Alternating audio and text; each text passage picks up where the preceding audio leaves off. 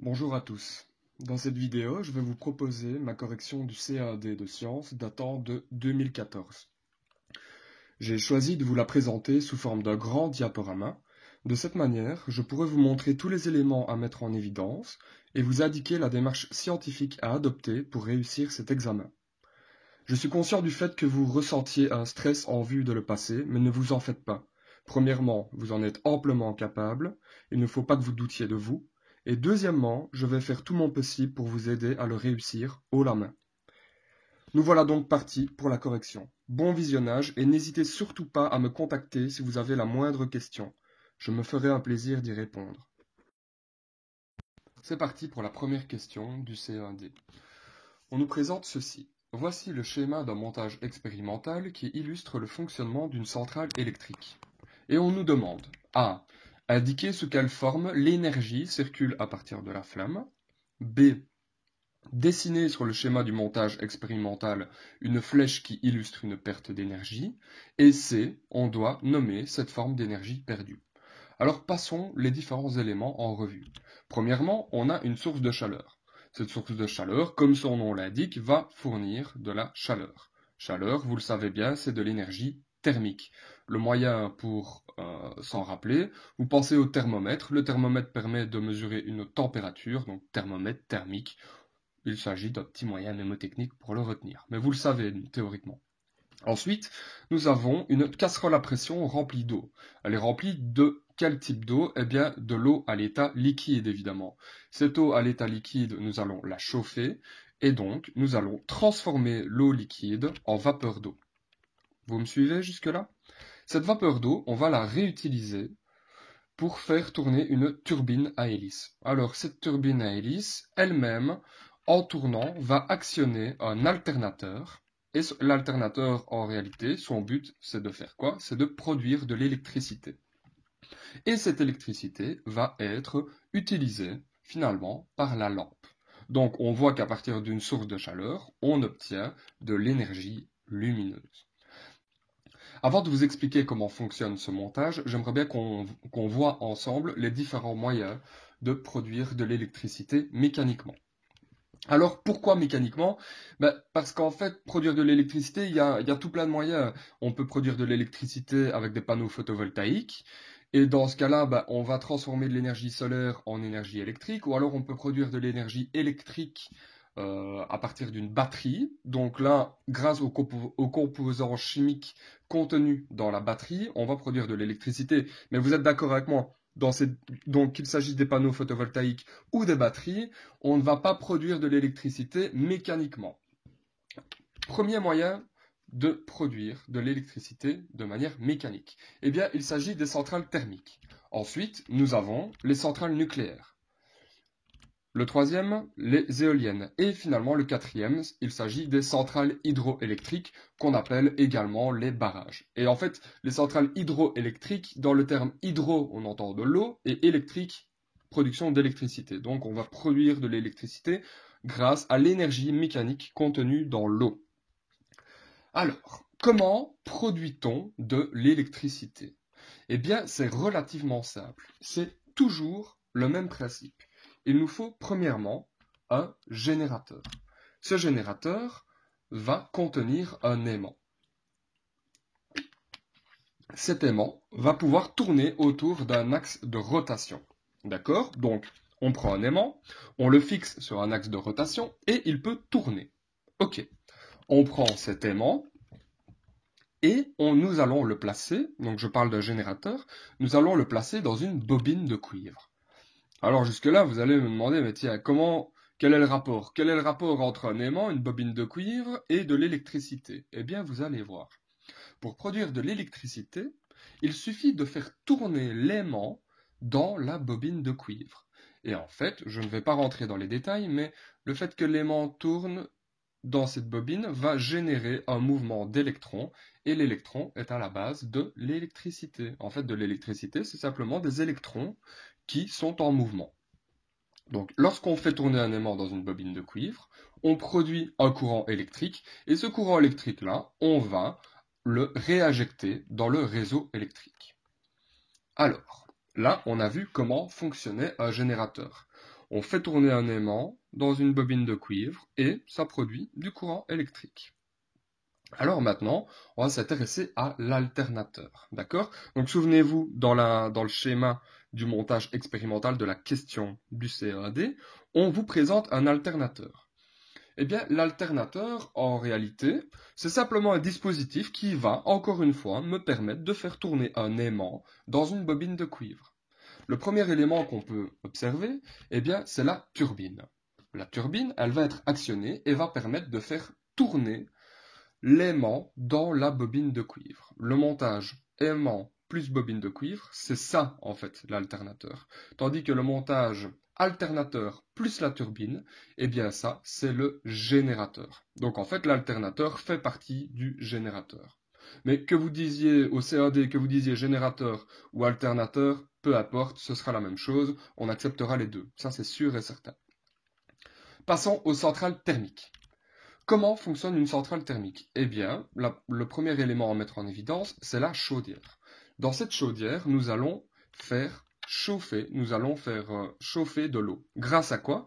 Eh bien, grâce à la combustion du charbon, du gaz ou parfois même de biomasse. Mais en gros, on fait chauffer de l'eau. Pourquoi faire chauffer de l'eau?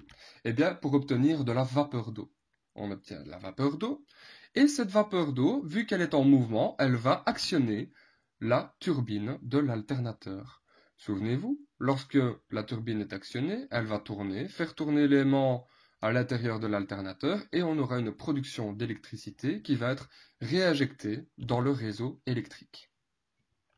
Cette vapeur d'eau, ensuite, on va la refroidir dans une chambre de refroidissement et on va la réutiliser dans la chaudière pour reproduire de la vapeur d'eau et le cycle recommence et ainsi de suite. Et voilà comment on produit de l'électricité dans une centrale thermique. Petite parenthèse, une centrale thermique, eh bien, elle va être assez polluante.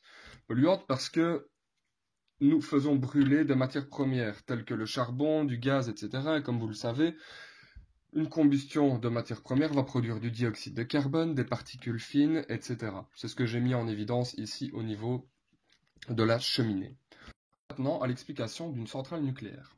Comme vous le voyez sur le schéma, une centrale nucléaire contient différents éléments. Le premier élément à mettre en évidence est le cœur du réacteur nucléaire.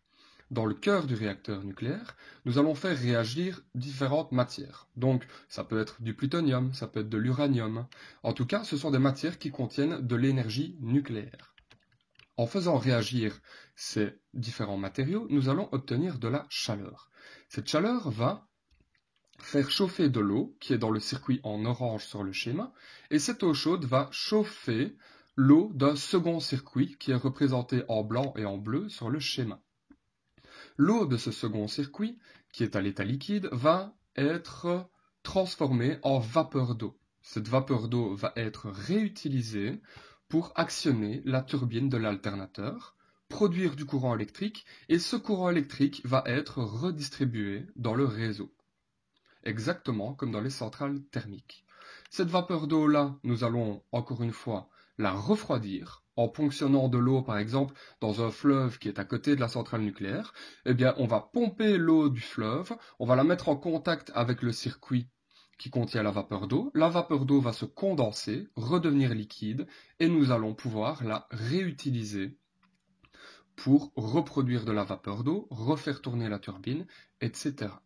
Et donc, au final, vous voyez qu'il y a des similitudes entre une centrale nucléaire et une centrale thermique. La différence, c'est uniquement la production de chaleur à la base. Dans une centrale thermique, on produisait de la chaleur par combustion de matières premières, telles que le gaz, le charbon, etc. Et dans une centrale nucléaire, on va obtenir de la chaleur en faisant réagir des matières radioactives. En ce qui concerne les éoliennes, le but du jeu, encore une fois, c'est toujours la même chose, c'est produire de l'électricité. Comment produire de l'électricité grâce à une éolienne? Eh bien, tout simplement grâce au vent. Les différents éléments d'une éolienne sont ceux-ci. Premièrement, nous avons les pales de l'éolienne. En réalité, lorsque le vent va souffler, c'est grâce à ces pales-là que l'éolienne va être mise en mouvement de rotation. Cette rotation va permettre de produire de l'électricité dans la nacelle. Alors, si on fait un zoom sur la nacelle, on peut constater qu'elle contient un générateur. Alors n'oubliez pas, un générateur c'est toujours la même chose, on fait tourner un aimant dans une bobine de cuivre, et bien ici c'est grâce au vent que cet aimant va tourner à l'intérieur de la bobine de cuivre. Le générateur va produire de l'électricité qui va être redistribuée dans le réseau électrique. Le dernier moyen de produire de l'électricité, eh bien, ce sont les centrales hydroélectriques. Donc en gros, je vais les appeler les barrages. Alors, un barrage, ça sert à quoi? Ça sert simplement à bloquer l'eau. Comme vous pouvez le voir sur le schéma, l'eau est bloquée grâce en général à un gros mur de béton et nous pouvons constater que l'eau stagne à gauche du barrage.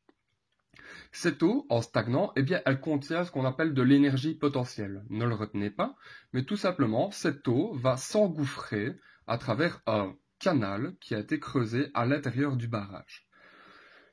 À la fin de ce canal, nous pouvons voir qu'il y a une turbine de nouveau. Et donc ici, l'eau va actionner cette turbine. La turbine va commencer à tourner. Elle est elle-même reliée à un générateur. Et de nouveau, c'est le même principe. À l'intérieur du générateur, l'aimant va tourner dans une bobine de cuivre et il y aura production d'électricité qui va être redistribuée dans le réseau électrique. Ici, on les a appelées les lignes à haute tension. Lorsque cette eau a fait tourner la turbine, eh bien, elle est évacuée par le canal d'évacuation de l'eau. Revenons maintenant aux questions. Dans la question 1, on va indiquer sous quelle forme l'énergie circule à partir de la flamme. Donc, inévitablement, pour partir d'une flamme vers une lampe qui émet de la lumière, il n'y a rien à faire, il y a eu des transformations énergétiques dans le montage. Et avant de vous expliquer les transformations d'énergie qu'il y a eu, j'aimerais bien faire un petit rappel sur les différentes formes d'énergie.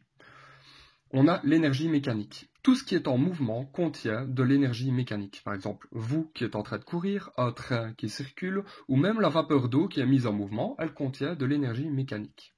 Ensuite, nous avons l'énergie thermique. C'est tout ce qui contient de la chaleur. L'énergie électrique, eh bien, c'est de l'électricité.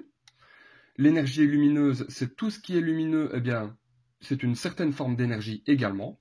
Nous avons l'énergie chimique, donc là c'est l'énergie contenue dans la matière, par exemple le charbon, le bois, etc. Et je tiens quand même à vous faire une remarque importante, l'uranium, le plutonium utilisés dans les centrales nucléaires contiennent de l'énergie chimique appelée énergie nucléaire. Donc dans le CE1D, en tout cas dans le programme des enseignants, on sépare l'énergie chimique de l'énergie nucléaire, mais pour moi, l'énergie nucléaire est inévitablement de l'énergie chimique. Maintenant que nous avons vu les différents types d'énergie, on va s'intéresser aux transformations énergétiques du montage. Premièrement, nous avions une source de chaleur. Cette source de chaleur, elle est chaude et contient de l'énergie thermique. Cette énergie thermique va être transmise à de l'eau à l'état liquide qui est dans la casserole. Cette eau liquide va changer d'état, devenir de la vapeur d'eau, et cette vapeur d'eau va être en mouvement. Comme elle est en mouvement, elle contient de l'énergie mécanique. Cette vapeur d'eau, à son tour, va actionner une turbine, la turbine de l'alternateur. Vous vous souvenez? Cette turbine est en mouvement et contient également de l'énergie mécanique. En tournant, eh bien, cette turbine va actionner l'alternateur. Rappelez-vous, à l'intérieur, il y a un aimant, une bobine de cuivre, etc. Et cet alternateur, en réalité, va transformer cette énergie mécanique en électricité, et donc en énergie électrique. Cette énergie électrique va partir de l'alternateur et va être transformée par la lampe en énergie lumineuse. Lorsqu'on revient à la question 1, on peut dire que la flamme fournit de l'énergie thermique à l'eau de la casserole. L'eau de la casserole change d'état, elle passe de l'état liquide et produit de la vapeur d'eau. Cette vapeur d'eau est en mouvement et donc il y a eu une transformation d'énergie thermique en énergie mécanique. Cette énergie mécanique est transmise à la turbine à hélice et va refournir de l'énergie mécanique à l'alternateur. L'alternateur va transformer cette énergie mécanique en énergie électrique et finalement la lampe va transformer l'énergie électrique en énergie lumineuse. Passons maintenant à la question B. On doit dessiner sur le schéma du montage expérimental une flèche qui illustre une perte d'énergie. et je vais vous faire un petit rappel sur les pertes énergétiques. Un exemple très concret, c'est une lampe, vous savez les vieilles lampes, les lampes à ampoule, eh bien on va constater une perte énergétique. Évidemment, le but d'une lampe est de produire de l'énergie lumineuse à partir d'énergie électrique. Mais je vous déconseille fortement d'approcher votre main de cette lampe. Pourquoi? Eh bien parce qu'elle est très chaude. Elle est très chaude. Pourquoi? Parce qu'en plus de produire de l'énergie lumineuse, eh bien, elle va produire de l'énergie thermique. Et cette énergie thermique, elle est perdue. Elle ne nous sert à rien, concrètement. Par rapport aux pertes énergétiques, on constate une production non désirée d'énergie thermique à chaque transformation d'énergie. Alors, soit cette énergie thermique, elle est due à un échauffement des objets. Par exemple, dans un alternateur, eh bien, l'alternateur va tourner. Eh bien, il y a des forces de frottement entre l'axe de rotation et les pièces métalliques qui sont autour. Prenez par exemple vos mains. Si vous frottez vos mains très fort l'une contre l'autre, eh bien, vous allez constater qu'il y a une production d'énergie thermique à partir du mouvement de vos mains et donc d'énergie mécanique. Donc vous voyez que à partir du moment où il y a un frottement entre deux objets, eh bien, il y aura production d'énergie thermique. Ou alors, cette énergie thermique perdue peut provenir d'un échauffement d'objets. Je prends une flamme, je chauffe une casserole, eh bien, toute l'énergie thermique de la flamme ne va pas être distribuée à la casserole, par exemple. Il y aura toujours une petite perte sur les côtés, etc. Pour répondre à la question B, nous devions indiquer par une flèche les différentes pertes d'énergie. Eh bien, il y aura une première perte d'énergie thermique au niveau de la source de chaleur. Comme je vous l'ai dit précédemment, toute la chaleur fournie par la flamme ne va pas chauffer l'eau. Il y aura toujours des fuites d'énergie thermique sur les côtés. Et donc cette énergie thermique va être perdue dans le milieu ambiant. Ensuite, il pourrait y avoir une énergie thermique perdue au niveau de la turbine à hélice. En effet, étant donné qu'elle est sur un axe de rotation, il va y avoir un échauffement entre cet axe de rotation et la turbine. Il pourrait également y avoir une énergie thermique perdue au niveau de l'alternateur, encore basé sur le même principe. Et finalement, comme je vous l'ai montré juste avant, il pourrait y avoir de l'énergie thermique perdue au niveau de la lampe. Parce qu'en plus de produire de l'énergie lumineuse, elle va produire de l'énergie thermique. Or, cette énergie thermique-là, on n'en a pas besoin. Il n'y a pas d'utilité à l'avoir. Et donc, on considère qu'elle est perdue. Ici, j'ai répondu à la question B, mais j'ai envie d'aller un petit peu plus loin et de vous montrer comment on peut modéliser ces pertes d'énergie thermique à partir de la réponse de la question A. Premièrement, de la flamme à l'eau de la casserole, on sait qu'il y a une transmission d'énergie thermique, mais il y a une perte d'énergie thermique dans le milieu ambiant. Il y a également une perte d'énergie thermique entre l'eau de la casserole et la turbine à hélice. Bah oui, l'eau de la casserole qui contient de l'énergie mécanique, eh bien elle est chaude et donc il y aura une perte d'énergie thermique dans le milieu ambiant. Ensuite, entre la turbine et l'alternateur, de nouveau, il y aura une perte d'énergie thermique à cause des forces de frottement. Entre l'alternateur et la lampe, il va y avoir une perte d'énergie thermique. L'alternateur va transmettre de l'électricité à la lampe pour que celle-ci fonctionne et il y a un effet électrique en fait qui se produit systématiquement. Quand un conducteur est traversé par un courant électrique, eh bien, il y a une perte d'énergie thermique. C'est ce qu'on appelle l'effet Joule. Mais ne le retenez pas, vous ne devez pas le savoir pour le CAD. Et finalement, entre la lampe et le milieu ambiant, on a vu qu'en plus de produire de l'énergie lumineuse, eh bien, ma lampe va produire de l'énergie thermique qui ne nous sert à rien. Et donc, si je fais un bilan de tout ça, je constate qu'entre chaque fournisseur d'énergie, lorsqu'il y a des transformations énergétiques, eh bien, il y a systématiquement une perte d'énergie thermique. Je devais, pour la question C, nommer cette forme d'énergie perdue. Eh bien, vous avez bien compris qu'il s'agit systématiquement d'énergie thermique. La question 1 est donc terminée.